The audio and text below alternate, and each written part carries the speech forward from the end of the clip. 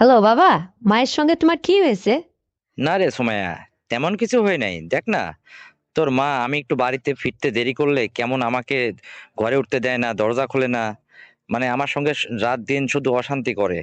বাবা, তুমি যেহেতু জানোই যে মা বাইরে থাকতে পছন্দ করে না, তো বেশি রাত বাইরে থাকার দরকার কি? সকাল সকাল সকাল বাড়িতে ঢুকলেই তো পারো। শোন রে সুমাইয়া, তুই যেহেতু আমার মেয়ে, তোকে এই কথা আমি বলতে চাইছিলাম না, তো না বলে আর পারতেছি না। আসলে তোর বাবার যেটা দরকার তোর মা সেটা তো দেয় না রে। এই জন্য বড় আক্ষেপ করে বেশি রাত চায়ের দোকানে বা হাটে বাজারে বাইরে থাকি। কি আর করব বল। বাবা, কি বলবো তোমাকে? এরকম পরিস্থিতির মধ্যে আছো, তাহলে তো একটাবার আমাকে বলতে। আরে বাবা, সব কথাই কি সবাইকে বলা যায়? আর তোমাকে বলেই বা আমি কি করতাম? তুমি কি আমার কোনো এইটার ব্যবস্থা করতে পারতে বলো? এটা একমাত্র পারবেই শুধু তোমার মা। আর তোমার মাই যখন আমাকে ঠিকঠাক মতো ওটা দেয় না, তো আমায় আর কার কাছে কি চাইবো বলো? তুমি ভুল বলছো বাবা। তুমি আমাকে এতদিন এই কথাটা যদি জানাতে, অবশ্যই আমি তোমার একটা ব্যবস্থা করতাম, আমি নিজেই করতাম। কারণ আমি চাই না যে আমার বাবা এই সমস্তর অভাবেও মানে অসুবিধায় পড়ে থাকুক, বা মায়ের সাথে দিনের পর দিন এই এই সমস্ত মন অমালিন্য হয়ে চলুক, এটা আসলে আমি চাই না। আমি তোমাকে অনেকটা ভালোবাসি বাবা, তুমি জানো না? আমার তো কোনো কিছুতে কমতি নেই। তোমাকে একটু দিলে কি হতো? তুমি আমাকে আগে বলতে। তাই বলে তুমি আমার মেয়ে হয়ে তুমি আমাকে এটা দিতে, সেটা কি করে সম্ভব রে বাবা? বাবা, আমি মায়ের মুখ থেকে এটা একদিন শুনছি। মা কথায় কথায় মায়ের ননদের কাছে তোমার গল্প করতেছিল। আমার নাকি ওইটা অনেক মোটা, অনেক বড়। আর এই জন্য মা নাকি ঠিকঠাক মতো ওইটা করতে পারে না। তো মার নাকি এটা বেশি হয়ে যায়। আসলে এই জন্যই মা তোমাকে তোমার সুবিধা মতো বা তোমার কথা মতো এটা দেয় না, আমি এখন বুঝতে পারছি। আর এই জন্যই তোমার এটার অভাব। তো এটা যখন আমি জানি, এই জন্যই বলতেছি। আর আমারও এরকমটাই লাগবে বাবা। কারণ তোমার জামাইয়ের দ্বারা আমার আসলে কোনো কিছু হয় না, বুঝতে পারছো? এখন মেয়ে হয়ে তো এই কথা তোমাকে আমি বলতে চাইনি, তবুও বলতেছি। তুমি যদি আমাকে মানে এটা দিতে, তাহলে তুমিও সুখী হতে, আমিও সুখী হতাম। এটা আসলে একটু ভেবে দেখো, আমি মেয়ে হয়েছি তাতে কি হয়েছে বাবা? হ্যাঁ, একটু দেখো না। আরে সোমাইয়া, কার উপকার কে করে রে বাবা? মনের কষ্ট মনে চাপা রেখে দিনের পর দিন এভাবেই চলতেছি রে বাবা। আমার কষ্টটা কেউ বুঝলো না, কেউ দেখলো না। এই বয়সে এরকম আরো তো দিন পড়েই থাকলো। বাবা, তুমি একদম চিন্তা করো না তো। দেখো, আমি যখন এই সংসারে বিয়ে শাদী হয়ে স্বামীর বাড়িতে আসি, তখন কিন্তু আমার ওজন ছিল 55 কেজি। আর এখন আমি কয় কেজি হয়েছি জানো? তা কি করে জানবো রে বাবা? না রে বাবা, এখন তোমার জানতে হবে, শোনো। আমি কিন্তু বর্তমানে 80 কেজি পার হয়ে গেছি, বুঝতে পারছো? অনেক মোটা, সুডল, দারুণ হয়েছে। আর শোনো, আর 4-5 মাস তোমাদের বাড়িতে যাওয়া হয় না। আর তুমি যে এই অসুবিধার মধ্যে আছো সেটাও আমি জানি না। আর যখন জানতে পারছি, তুমি এক কাজ করো, 2-1 দিনের মধ্যে আমার বাসাতে চলে আসো। আর তোমার জামাই হচ্ছে বাড়িতে নেই, ওই 1 মাস আসবে না। ওই যে ওর ডিউটি পড়ছে হচ্ছে চিটাগং, ওখানে থাকবে। আর এইটাই তোমাকে আপ্যায়ন করার একটা সুযোগ। তুমি তাড়াতাড়ি চলে এসো 2-1 দিনের মধ্যে বাবা। হ্যাঁ রে সুমাইয়া, তুমি আমাকে যেটা বলতেছো, যেটা করবা, এটা আসলে নিরিবিলি বাড়ি দরকার। তো শুনেছি তোমরা আলাদা বাড়ি করছো। তো তোমার শাশুড়ি কি তোমার কাছেই থাকে না আলাদা? না না বাবা, আমার শাশুড়ি আমার ওখানে থাকে না তো, ওই মাঝে মধ্যে 2-1 দিন আসে, ডাকলেও আসে না। ওই মেজো ছেলের কাছেই থাকে, খায় ওখানেই। থাকে। আমাদের এখানে খুব কম আসে। আমাদের বাড়িটা একদম নিরিবিলি, দেখো না।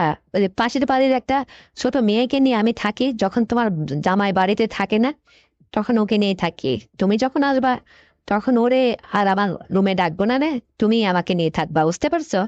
কিন্তু সুমাইয়া, এইরকম উপকার তুমি আর আমারে কতদিন করবা তুমি বলো? বাবা, আরে ততদিন আমি তোমাকে চালিয়ে নিতে পারবো, অতদিন তো তুমি থাকবে, অতদিন তো করবে নাকি? আর যখন সম্ভব হবে না তখন একটু রেস্ট নেবে। তখন আমি চান্স পাইলে তোমাকে ডাক দেবো, আর তুমি এসে মানে আমার সঙ্গে এটা করবে।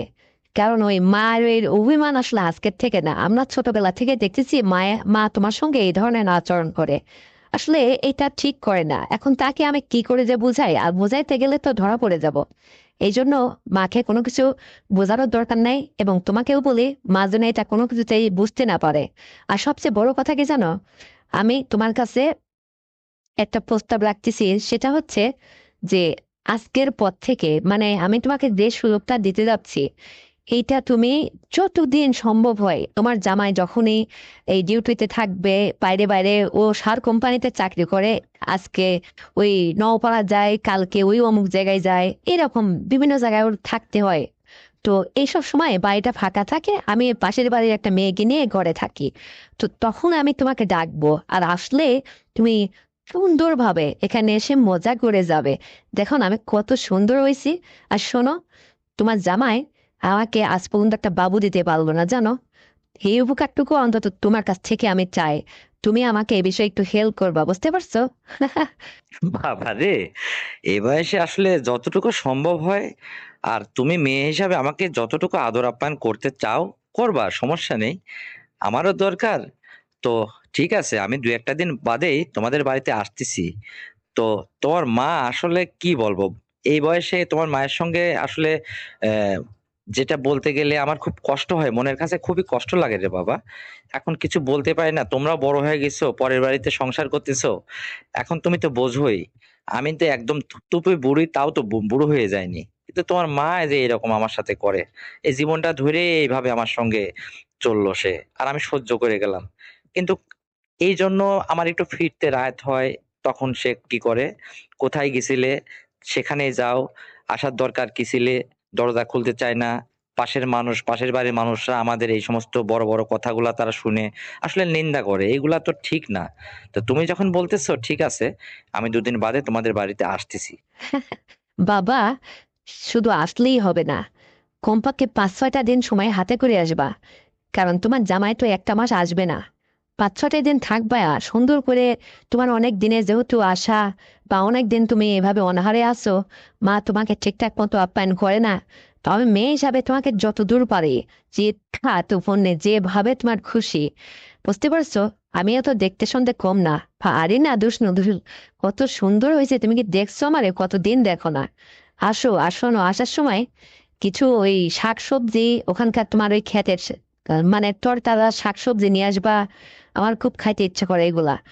আর মিষ্টি হাতে করে আসার দরকার নেই, যেহেতু এই বাড়িতে আমার শাশুড়ি থাকে না। তো কেউ এটা বুঝবেও না, দেখবেও না। দেখালা আমি মিষ্টি আর আনার দরকার নেই হাতে করে, বুঝতে পারছো? এমনি আসবা। আর মাকে বলে আসবা যে তুমি আমাদের বাড়িতে আসতেছো, মা এটা কোনো মাইন্ডও করবে না, কিচ্ছু বলবে না। শুধু মাকে বলবা যে 5-6টা দিন আমি ওদের বাড়িতে যাচ্ছি, সময়দের ওখান থেকে আর আসবো না, বেড়াই আসি, এই কথা বলে তুমি চলে আসবা। এসে সুন্দরভাবে আমাকে দেবা, মজা করবা। আর আমিও আসলে এটাই চাচ্ছি, কারণ তোমার জামাই ইতিপূর্বে যা পারেনি, সেটা আসলে তোমার কাছ থেকে আমি পুষিয়ে নিতে চাচ্ছি বাবা। আসলে আমার মূল উদ্দেশ্য হচ্ছে এটা। কারণ আমি খুবই আশাবাদী তোমার কাছে। আরে তোমার জামাই তো পেটে মানুষ, ছোট মানুষ, ওরে সাথে তুমি আমার দিছিলে। এখন সংসার করে গেলাম জীবনে, কি করব? এখন ছেলেটা কর্মট এই এ। তাছাড়া ওদের ঠিকঠাক মতো আমাকে মানে চালিয়ে নিতে পারে তা কিন্তু না। আসলে ওটা দিয়ে আমার খুব একটা হয় না। কিন্তু তোমারটা পেলে আমি দারুণ খুশি হব বাবা, বুঝতে পারছো? তো ঠিক আছে, তুমি চলে আসবা। আচ্ছা বাবা রে, আমি তাহলে দুদিন বাদে তোদের বাড়িতে চলে আসবো। আর শোনো সুমাইয়া, তোমার জন্য কি আর কোনো কিছু আনবো? আর তুমি কি খালি খালি এইভাবে করবা? ওই যে তোমাকে বললাম না যে বাবু লাগবে, এজন্য খালি খালি কিছু আনা লাগবে না। তো ঠিক আছে। লজ্জা করে। রাখছি যে, হ্যাঁ বাবা, ভালো থাকো। ওকে বাবা, আসছি আমি। তো বাই বাই। তো বন্ধুরা, বাবা আর আমার এই সংলাপটি শুনে যদি তোমাদের ভালো লেগে থাকে, তাহলে এক্ষুনি চ্যানেলটিকে সাবস্ক্রাইব করে দাও, ভিডিওতে একটা লাইক দাও, আর শেয়ার করে তোমার কাছের বন্ধু বান্ধবকে শোনার সুযোগ করে দাও। আর হ্যাঁ বন্ধুরা, আগামীকাল আরো সুন্দর গল্প নিয়ে আসছে। ততক্ষণে সবাই তোমরা নিজের যত্ন নেবে, ভালো থাকবে, এই প্রত্যাশায়। আল্লাহ হাফেজ।